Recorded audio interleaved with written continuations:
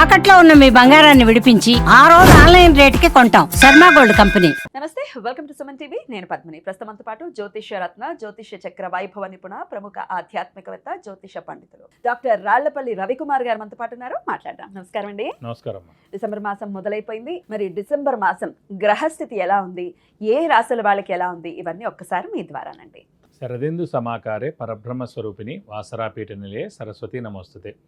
ఈ నెల అంటే డిసెంబర్ నెల ద్వాదశ రాశుల్లో నవగ్రహాలు ఎక్కడ ఉన్నాయో ముందు తెలుసుకుందాం.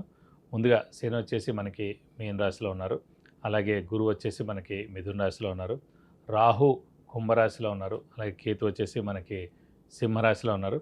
నెక్స్ట్ వచ్చేసి మనకి శుక్రుడు ధనుసు రాశిలోకి 20th డిసెంబర్ నుంచి వస్తున్నాడు.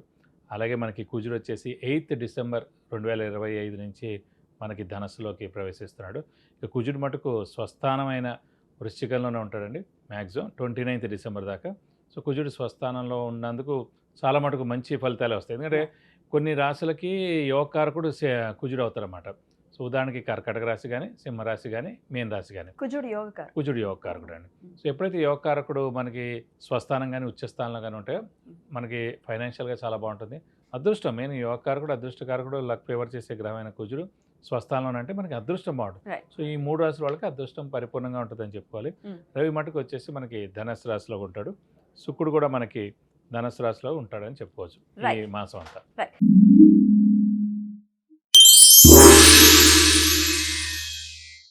ఇక సింహరాశి వారికి డిసెంబర్ మాసం ఎలా ఉండబోతోందండి? సింహరాశి వారికి వచ్చేసి రాశిలో కేతు ఉన్న, సప్తమ స్థానంలో రాహు ఉన్న, లాభస్థానంలో మటుకు గురువు చాలా బాగున్నాడు. ఈ గురు బలం చేతే మనకు అన్ని పనులు జరుగుతాయండి. మెయిన్గా ఏంటంటే కనుక గురువు అనుకోండి, మెయిన్గా ఇప్పుడు నిరుద్యోగులు ఎవరైనా వాళ్ళకి ఉద్యోగం వస్తుంది. అలాగే వివాహం కాని వారు ఉంటారు. ప్రస్తుతం మూడమే ఫిబ్రవరి 15 దాకా మూడవ ఉండొచ్చు. మనకేంటంటే ఓకే చేసుకోవడం కానీ లేదంటే నచ్చడం కానీ సాధారణంగా మామూలుగా మాటల దాకా ఓకే అండి. మనం మెయిన్గా తాంబూలాలు ఇవి అయితే కనుక పనికిరావు. సో అవన్నీ కూడా ఫిబ్రవరి 15 తర్వాతే. అంటే కనీసం ఫిల్టర్ చేయడం, అసలు కనీసం మాట్లాడడం, పైన పనులు ఏమైనా ఉంటే అవి చూసుకోవడం, అవన్నీ మటుకు పర్వాలేదు. కానీ ఖచ్చితంగా మటుకు అలా ఈ గురుబలం ఉంది కాబట్టి ఇప్పుడు వేస్ట్ చేయకూడదు. ఎందుకంటే ఈ 2 నెలలు మనం కష్టపడితే కనుక ఖచ్చితంగా పెళ్లి కుదిరేందుకు అవకాశం కూడా అవి చూసుకోవచ్చు. అలాగే మెయిన్గా ఒక వాహనం కొంటారు. అలాగే వీలైతే కనుక అంటే కొంచెం సువర్ణం కూడా అంటే బంగారం కూడా కొనేందుకు అవకాశం ఉంది. బంగారం రేటు పెరిగినా కూడా గురుబలం ఉన్నప్పుడే బంగారం కొనగలమండి. అన్నిసార్లు మనం కొనలేము. ఆ ఏడాది మనకి ఇంట్రెస్ట్ ఉండకపోవచ్చు.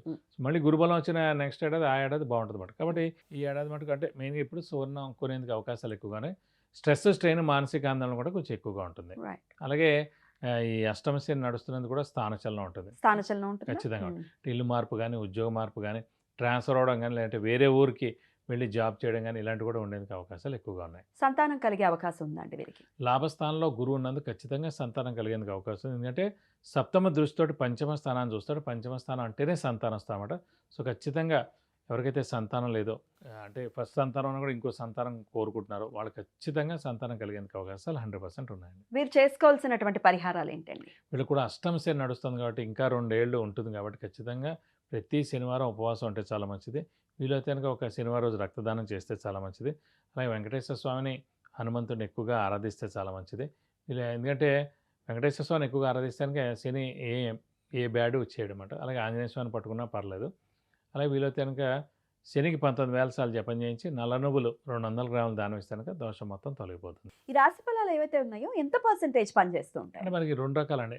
ఇప్పుడు గోచారం అనేది ఎందుకు ఇంపార్టెంట్ అంటే మామూలుగా జాతకంలో ఏంటంటే అసలు ఉందా లేదా, ఇల్లు అనేది ఉందా లేదా, ఉన్నత ఉద్యోగం ఉందా లేదా, వివాహం అవుతుందా లేదా, సంతానం కలుగుతుందా లేదా, గృహయోగం ఉందా లేదా, వాహన యోగం ఉందా లేదా, ఫారెన్ వెళ్ళేది ఉందా లేదా అనేది జాతకం పట్టి తెలుస్తుంది. ఏ సంవత్సరం అవుతుంది అనేది మటు ఖచ్చితంగా గోచారం ఇచ్చే తెలుసు. సో ఖచ్చితంగా గోచారం అనేది ఆ సంవత్సరానికి మటుకు 100% రిజల్ట్ ఇస్తుంది. ప్రయత్నం మానవ ప్రయత్నం 100% ఉంటే కనుక. కానీ ఇంకాస్త యాక్యురేట్గా తెలుసుకోవాలి అనుకుంటే పర్సనల్ చాట్ని ఒకసారి కనుక చూపించుకుంటే ఎందులో మనకి కలిసి వచ్చే అంశాలు ఉన్నాయి, ఎటు వెళ్ళాలి, ఎలా వెళ్ళాలి అనేది పర్సనల్ చాట్ చూస్తేనే దాని క్లారిటీ అనేది ఖచ్చితంగా వస్తుంది.